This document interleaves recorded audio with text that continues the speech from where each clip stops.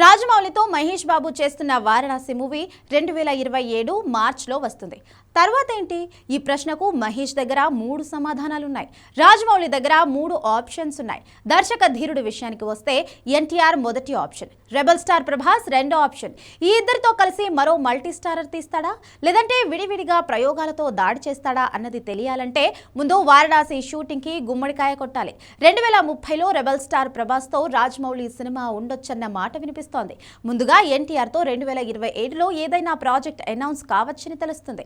కాకపోతే ఎవరి కమిట్మెంట్స్ వాళ్లకు ఉంటాయి. అయితే రాజమౌళి పిలిస్తే వేటినైనా పక్కన పెట్టి వచ్చేసేంత స్నేహం జక్కనతో ఎన్టీఆర్కి ఉంది. కాబట్టే వారణాసి తర్వాత రాజమౌళి నుంచి పేలబోతున్న 2 బుల్లెట్లు ఎన్టీఆర్ ప్రభాసే అన్నమాట రీసౌండ్ చేస్తోంది. ఇంతకీ ఏం జరుగుతోంది? Take a look.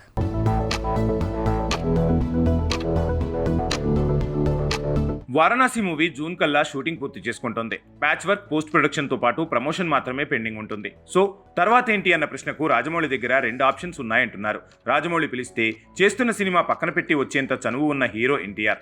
రాజమౌళి కోసం 2 కాదు 4 ఏళ్ల డేట్స్ ఇచ్చేంత డెడికేషన్ ఉన్న స్టార్ ప్రభాస్. తనే కాదు మహేష్ కూడా ఏం చేయమన్నా చేస్తాడు. కాకపోతే తను ఆల్రెడీ అలా వారణాసి కోసం కష్టపడుతున్నాడు. తర్వాత ఎవరి వంతు వస్తుందంటే చరణ్ కూడా రాజమౌళి ఎప్పుడు పిలిచినా రెడీ. కాకపోతే రాజమౌళి మనసులో ఏముందో అదే చేస్తాడు. అలా చూస్తే తన దగ్గర ఇప్పుడు నెక్స్ట్ ఆప్షన్స్ గా ఎన్టీఆర్, ప్రభాస్ ఈ 2 బుల్లెట్స్ ఉన్నాయా? ఈ ప్రశ్నకు సమాధానం 2027, 2030లో దొరకబోతోంది. అవును, మార్చి 2027లో వారణాసి రిలీజ్ కాబోతోంది. ఆ తర్వాత కూడా పోస్ట్ రిలీజ్ ప్రమోషన్ మరో 3 నెలలు, అంటే 2027 జూన్ వరకు రాజమౌళి బిజీ. ఆ తర్వాత తన మేకింగ్ లో ఎన్టీఆర్ సినిమా మొదలయ్యే ఛాన్స్ ఉంది. అదే జరిగితే త్రివిక్రమ్ ప్రాజెక్ట్ ని హోల్డ్ లో పెట్టి ఈ ప్రాజెక్ట్ వైపు ఎన్టీఆర్ పరుగులు పెట్టొచ్చు.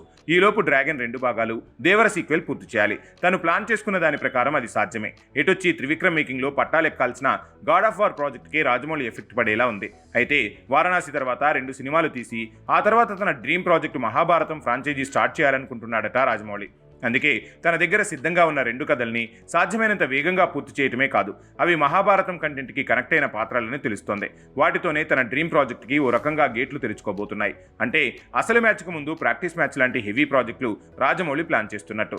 కాకపోతే 2027 జూన్లో ఎన్టీఆర్ సినిమా మొదలవచ్చు. కానీ రెబల్ స్టార్ ప్రభాస్ మూవీ మాత్రం 2030లోనే మొదలయ్యే ఛాన్స్ ఉంది. 2035 నుంచి మహాభారతాన్ని బేస్ చేసుకుని వరుసగా సినిమాలు తీసేందుకు రాజమౌళి 10 ఏళ్ల ప్లానింగ్ ముందే చేస్తున్నట్టు తెలుస్తోంది.